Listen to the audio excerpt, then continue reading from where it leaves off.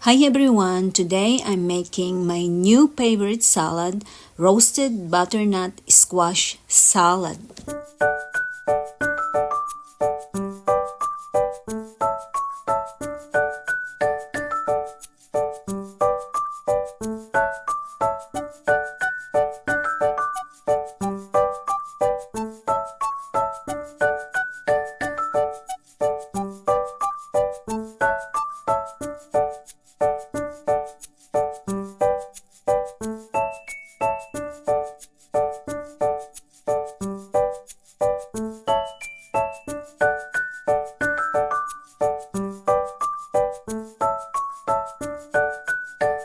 Before cutting the apple in a medium bowl, let's pour a cup of water and half teaspoon of salt to avoid browning of the apple.